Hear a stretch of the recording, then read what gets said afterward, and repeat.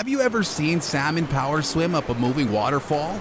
Or narrowly escape the fury of a grizzly bear's jaws? While it's an amazing spectacle to look at, it's an incredibly dangerous and arduous journey for the salmon.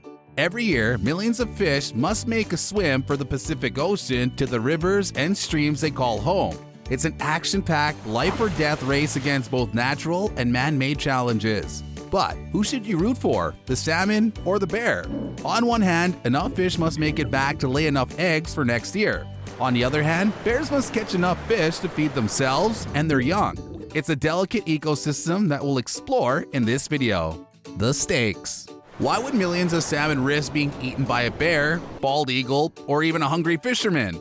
The answer is simple. They need to swim upstream to their birthplace to complete their life cycle. All salmon, whether Atlantic or Pacific or sockeye, lay their eggs in the same exact spawning grounds they were born in.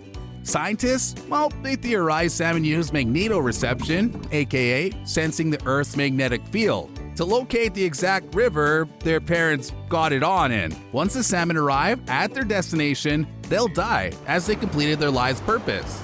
It's hardwired into their DNA to return home to lay eggs.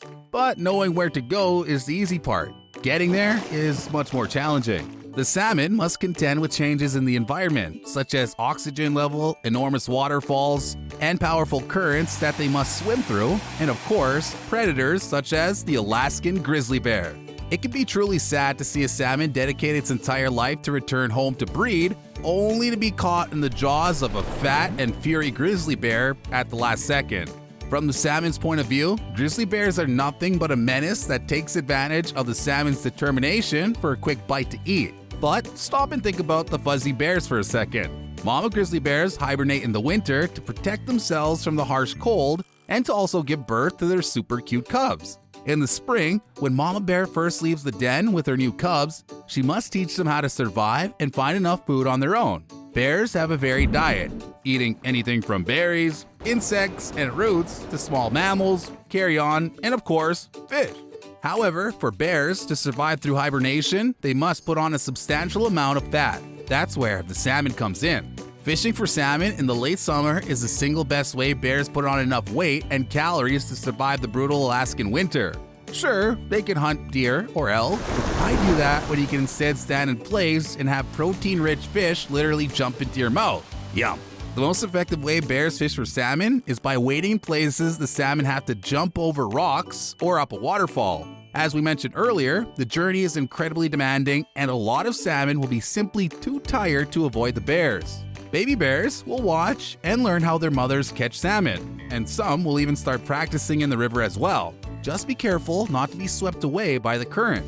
Since almost every bear knows about the salmon migration, minus the ones who are super antisocial, competition between bears are bound to happen, especially towards the end of salmon season. Bears are primarily solitary animals, so when they congregate in large numbers, you know stuff is about to go down. Large male bears will try and bully away smaller bears and steal their food. Mama bears will defend their young if it means their life, but smaller male bears will usually yield to the alpha males and try and find salmon somewhere else. If you've ever watched Animal Planet, I'm sure you've seen the clips of two giant bears squaring off toe-to-toe. What a heavyweight match.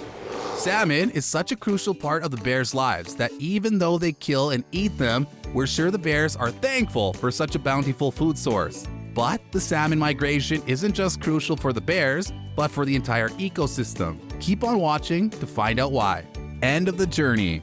Even if the salmon makes it through the rushing waters of the stream and avoids every single predator along the journey, they still have to complete the last step, laying and fertilizing the eggs. According to scientists, up to 90% of salmon die before they even make it to the spawning ground.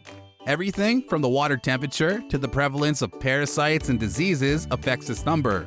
Starting the process, the female salmon will build a nest, called a redd, using her tail to dig out a shallow depression in the gravel. Each redd contains up to 5,000 eggs, and female salmon can build up to 7 of them before running out of eggs.